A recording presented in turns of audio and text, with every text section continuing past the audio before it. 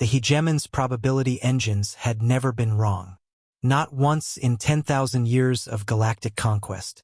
When the vast armada appeared at the edge of Earth's solar system, they ran their calculations one final time. The quantum computers, each the size of a moon, processed every variable.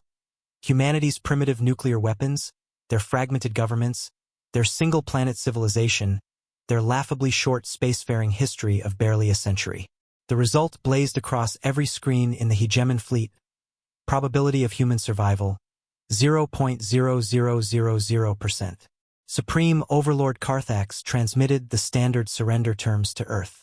You have one rotation of your planet to accept subjugation. Resistance will result in species termination. Our probability engines have spoken.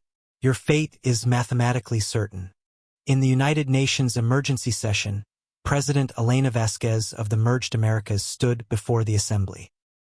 The alien message played on repeat, their massive fleet visible through every telescope on Earth. They say we have no chance, she said quietly. Their math says we're already dead. She paused, looking at the faces of world leaders, scientists, and generals. But humans have never been good at accepting mathematical certainties, have we? The room erupted, not in panic, but in defiance. Within 6 hours, Earth responded. Not with surrender, but with something the hegemon's computers couldn't quantify. From the species that split the atom in wartime, landed on our moon with computers less powerful than a modern phone, and survived ice ages with nothing but fire and determination, we decline your offer. Come and get us. Carthax laughed. The humans would learn. The first wave came 12 hours later. 10,000 assault ships descended toward Earth's major cities.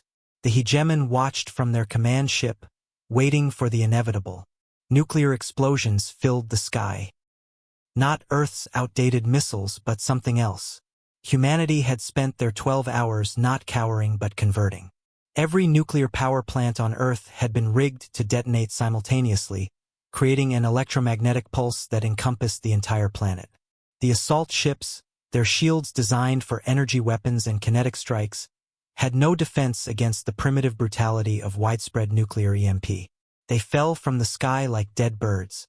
Probability of human survival, 0.0000%. Recalculating. The second wave would be different. The hegemon deployed ground troops, genetically enhanced warriors that had conquered 100 worlds.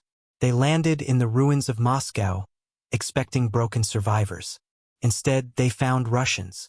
In winter, General Volkov had studied history. Napoleon, Hitler, advanced armies had fallen to Russian winter and Russian stubbornness before. The aliens, despite their technology, were no different. Their enhanced metabolisms required constant energy. The Russians simply fell back, burning everything, leaving nothing but frozen wasteland. The aliens froze one by one. Those that survived found themselves facing guerrilla tactics refined through centuries of the bloodiest wars in human history. Probability of human survival, 0.0012%. Recalculating. The hegemon grew frustrated. They would glass the planet from orbit. But as their dreadnought moved into position, something unexpected happened. Earth's message had gone out not just as defiance, but as code. Every human who had ever worked at NASA, SpaceX, or any space agency had been working on the same problem: how to turn the International Space Station into humanity's last middle finger. The ISS, packed with every kilogram of fissile material Earth could launch in 12 hours, piloted by Commander James Park, who had volunteered to stay behind, accelerated toward the hegemon command ship. "You calculated probabilities," Park broadcast as he approached. "But you forgot one thing about humans. We don't just accept death, we weaponize it." The explosion tore through the dreadnought's shields. The command ship vented atmosphere, Overlord Carthax among the casualties. Probability of human survival, 0.2847%. Error. Recalculating. The hegemon fleet wavered. They had never lost a command ship. Never had a species with zero probability fought back. Their computers couldn't process what was happening. Then came the broadcasts from Earth. Every human with a radio was transmitting.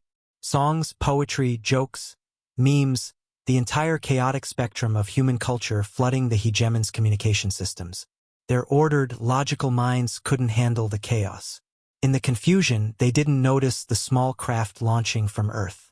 Humanity's actual space force, cobbled together from private companies, held together with ingenuity and duct tape, piloted by gamers who had trained on simulators their entire lives. The pilots were laughing as they flew, broadcasting their raids on social media. Twitch Play's Galactic Warfare was trending. Probability of human survival. Error, error, error. The hegemon fleet retreated 3 days later, leaving behind a warning beacon. Quarantine zone. Species classification. Impossible. Do not engage. Earth had survived. Not through superior technology or firepower, but through humanity's oldest strength. The absolute refusal to do what the numbers said they should.